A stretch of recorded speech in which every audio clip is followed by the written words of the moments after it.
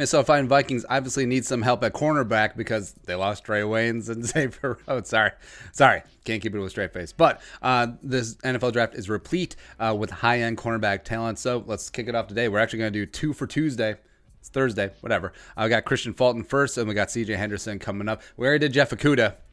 Love him. But Kristian Fulton, the pride of LSU, of course, coming out of DBU. Yeah, I mean, so let's get into him. 6 foot, a $197 senior, 21 years old, former 5-star recruit from Metrairie, Louisiana. Nailed it. Number 1 player in Louisiana, class of 2016, as well as the numero tres national cornerback. As well as if you look at the nationally ranked cornerbacks that year, yeah, you talk about an NFL draft missing it. I mean, some of that high school to college rankings. I mean, come on. But Fulton was a very highly sought after, one of the prize recruits that year. Offers from Bama, Florida, Texas, the U, etc. But of course, stayed right at home and went to LSU. Didn't do much his true freshman year. 2016, only played 13 snaps, but I mean, what are you really going to do if you're the new kid on the block and you're in a secondary that has Tre'Davious White as well as Dante Jackson, Jamal Adams? I mean, that'll do it. Sure. 2017, all right, so here's where it gets a little bit interesting.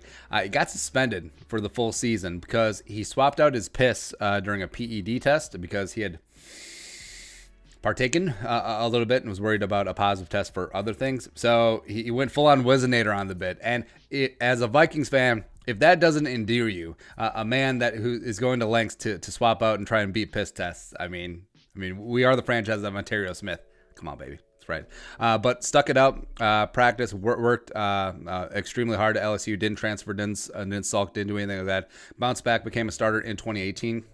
It was also a big part of the Tigers' national title run in 2019, starting 15 games, played 892 snaps, 84.5 PFF grade, as well as 1 pick and 14 passes broken up.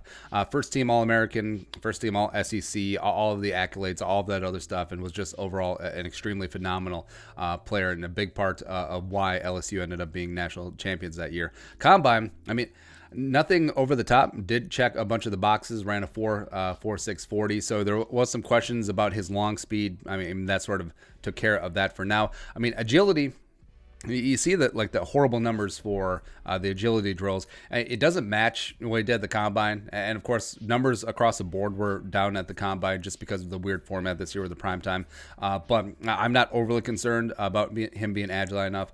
He certainly got the hips. He certainly got enough short area quickness to be able to be perfectly fine as an NFL cornerback. I mean, he's big. Like I mentioned, he's long. He's not overly physical, though, given that size. So it's not going to be Trey Waynes in run support anytime soon.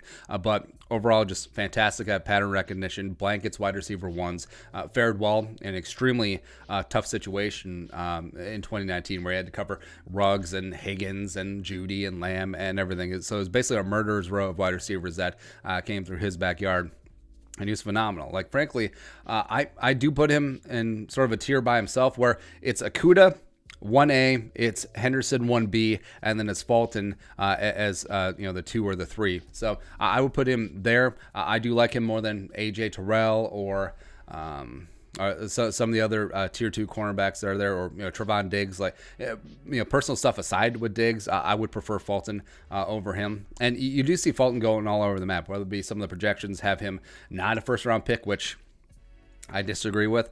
Some places have him even going ahead of Henderson, which I probably disagree with as well. But just in terms of where the Vikings are picking the back end of that first round and that need at cornerback, I think if they're able to land Fulton at either 22 or 25, that would be huge value. I think he's an immediate day one starter and an instant upgrade in that secondary there. And frankly, if you have Fulton, you potentially have Holton Hill starting on the outside, Mike Hughes working the slot and or on the outside, and then kicking inside and bringing in Holton Hill or Fulton off the bench.